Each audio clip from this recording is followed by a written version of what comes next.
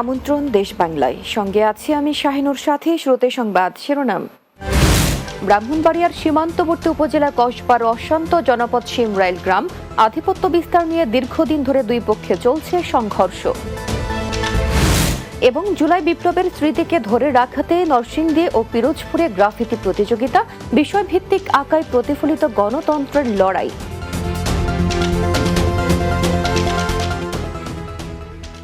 শুনছিলেন শিরোনাম, এবার বিস্তারিত। ব্রাহ্মণবাড়িয়ার সীমান্তবর্তী উপজেলা কসবার একটি অশান্ত জনপদের নাম শিমরাইল গ্রাম।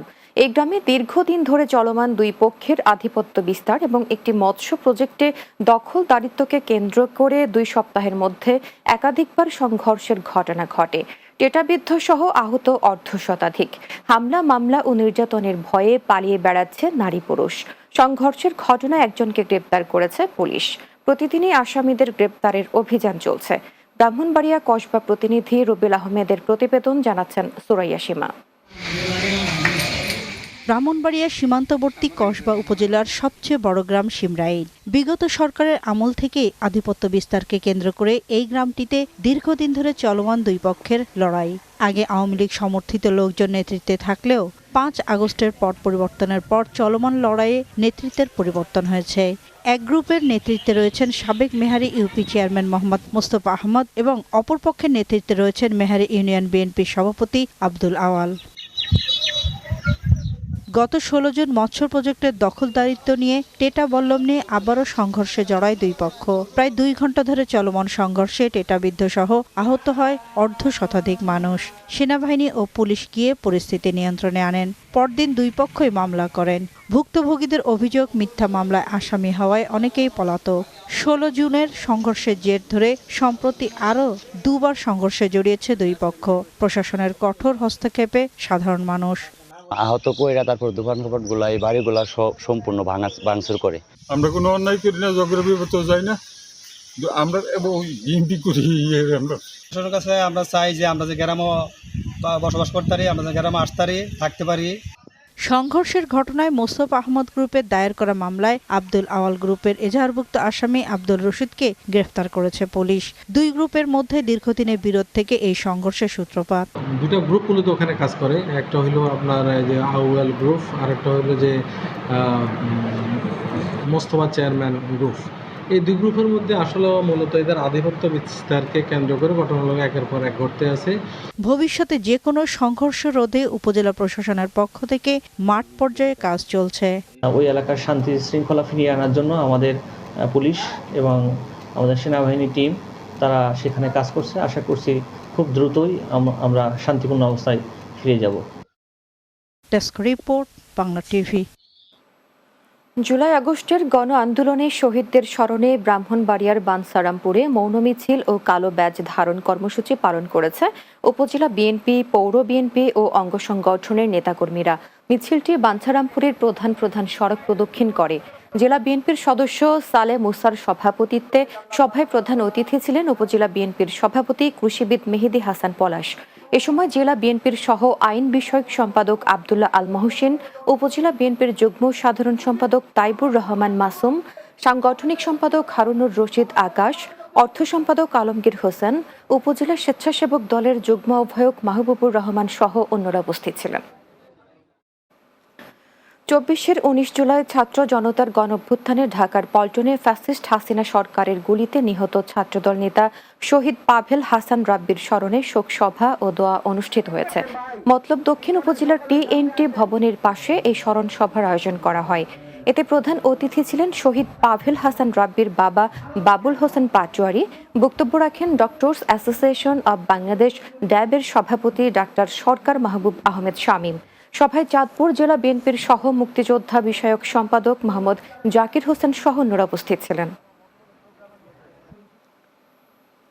জুলাই বিপ্লবের স্মৃতিকে ধরে রাখার জন্য নরসিংদী জেলা প্রশাসনের উদ্যোগে গ্রাফিতি প্রতিযোগিতা অনুষ্ঠিত হয়েছে। জেলা শিল্পকলা একাডেমি প্রাঙ্গণে এই প্রতিযোগিতা অনুষ্ঠিত হয়। জেলা প্রশাসক মোহাম্মদ রাশেদ হোসেন চৌধুরী প্রধান অতিথি হিসেবে উপস্থিত থেকে এর উদ্বোধন করেন। এ সময় অতিরিক্ত জেলা প্রশাসক আবু তাহের মাহমুদ শামসুজ্জামান ও ছাত্র আন্দোলনের সমন্বয়করা উপস্থিত ছিলেন। পিরোজপুরে 24-এর রঙে শিরোনামে অনুষ্ঠিত হয় চিত্রাঙ্কন ও গ্রাফিক ডিজাইন প্রতিযোগিতা। শনিবার পিরোজপুর জেলা স্টেডিয়ামে জেলা প্রশাসনের আয়োজনে এই প্রতিযোগিতা অনুষ্ঠিত হয়। এতে প্রধান অতিথি ছিলেন অতিরিক্ত জেলা প্রশাসক ইসরাত জাহান।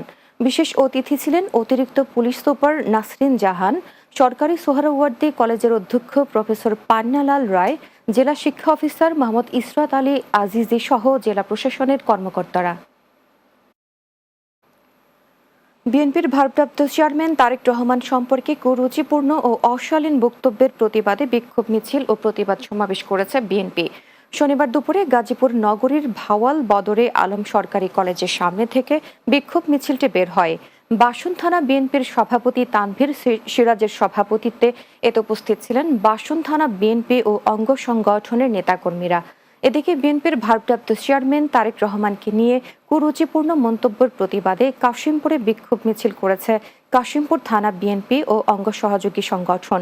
অন্যদিকে আশুলিয়ায় বিক্ষোভ মিছিল করেছেন ঢাকা জেলা উত্তর তাঁতি দল। আশুলিয়ার বাইপাইল বসুন্ধরা এলাকা থেকে ঢাকা জেলা উত্তর তাঁতি দলের সভাপতি জাকির হাসানের উদ্যোগে বিক্ষোভ মিছিল বের হয়।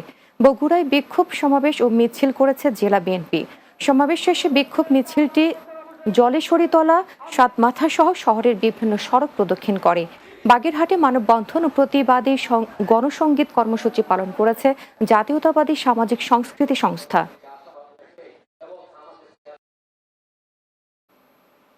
দেশ বাংলায় নিচ্ছে বিরতি। ফিরে আসার পর অন্যান্য সংবাদের সাথে আরো যা থাকছে। জুলাই আগস্টে শহীদদের স্মরণে বৃক্ষরোপণ, পরিচ্ছন্ন ও সবুজায়ন শহর গঠনে পাবনায় ক্লিন অ্যান্ড গ্রিন কার্যক্রম।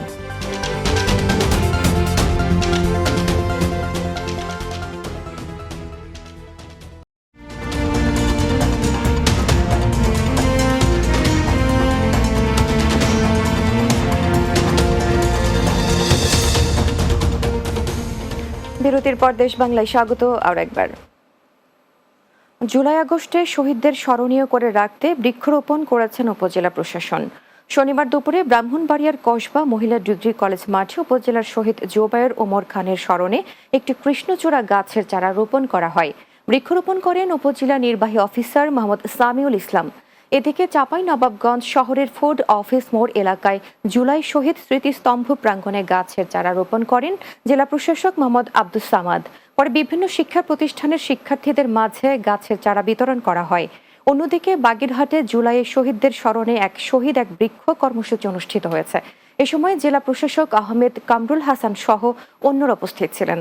এছাড়াও লক্ষ্মীপুরের রামগঞ্জে 6 জন শহীদের নামে বৃক্ষরোপণ কর্মসূচির উদ্বোধন করেন উপজেলা নির্বাহী কর্মকর্তা এস.এম. রবিন শেষ।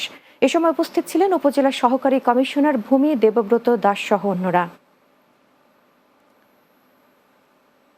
পরিচ্ছন্ন ও সবুজায়ন শহর গঠনের লক্ষ্যে প্রতিপাদ্যে পাবনায় ক্লিন অ্যান্ড গ্রিন কার্যক্রমের উদ্বোধন করা হয়েছে।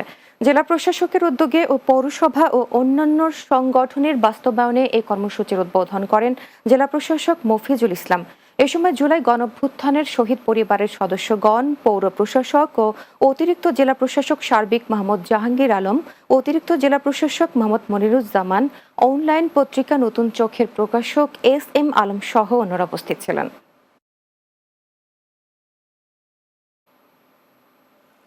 মাদকাসক্তি প্রতিরোধে চিকিৎসার প্রয়োজনীয়তা ও আমাদের করণীয় শীর্ষক বরিশালে এক গোল টেবিল বৈঠক অনুষ্ঠিত হয়েছে।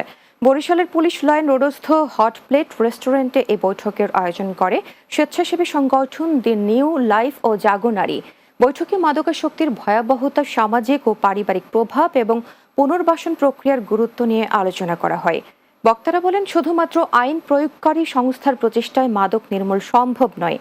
এর জন্য পরিবার, সমাজ এবং চিকিৎসা ব্যবস্থা একসঙ্গে কাজ করতে হবে। রাজশাহী বিশ্ববিদ্যালয়ে বাংলাদেশের পার্বত্য চট্টগ্রামের সম্ভাবনা ও চ্যালেঞ্জ, সচেতনতা ও সম্পৃক্ততা বিষয়ে সেমিনার অনুষ্ঠিত হয়েছে।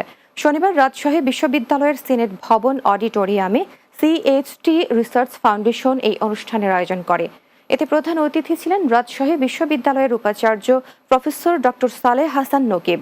এ সময় CHT রিসার্চ ফাউন্ডেশন চেয়ারম্যান মেহেদী হাসান পলাশ, সিনিয়র সাংবাদিক ও গবেষক সর্দার আব্দুর রহমান, রাবির রাষ্ট্রবিজ্ঞানী প্রফেসর ডক্টর তারেক ফজল সহ অনেক উপস্থিত ছিলেন।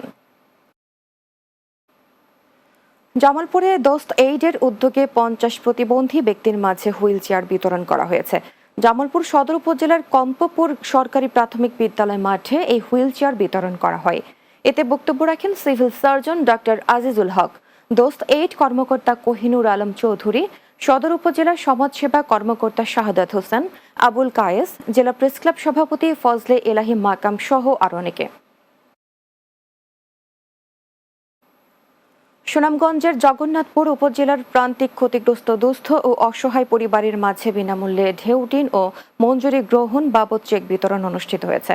জগন্নাথপুর উপজেলা পরিষদ চত্বরে আলোচনা সভা অনুষ্ঠিত হয়। উপজেলা নির্বাহী অফিসার বরকতুল্লাহ এর সভাপতিত্বে এতে বক্তব্য রাখেন জগন্নাথপুর দুর্যোগ বাস্তবায়ন কর্মকর্তা শিমুল আমিন, মৎস্য কর্মকর্তা আল আমিন, প্রাণী সম্পদ কর্মকর্তা ডাক্তার খালেদ সাইফুল্লাহ সহ অন্যরা উপস্থিত ছিলেন। নওগাঁয় 2 দিন ব্যাপী লেখক সম্মেলন ও কানহুপা সাহিত্য পদক 2025-এর উদ্বোধন করা হয়েছে। উপজেলা অডিটোরিয়ামে সম্মেলনের উদ্বোধন করেন অতিরিক্ত জেলা প্রশাসক জান্নাত আরা তিথি।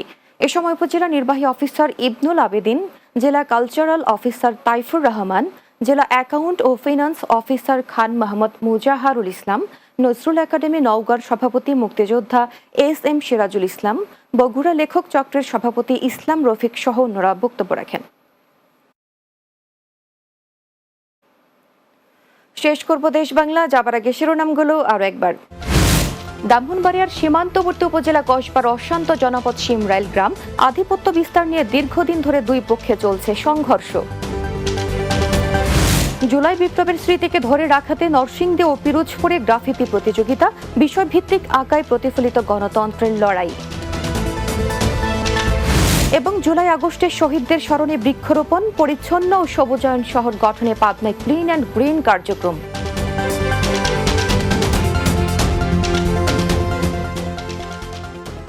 দর্শক, এই ছিল দেশ বাংলায়। আমাদের পরের সংবাদ বিকেল 4টা 30 মিনিটে দিনের বাংলা দেখার আমন্ত্রণ রইল। এতক্ষণ সঙ্গে থাকার জন্য ধন্যবাদ সবাইকে।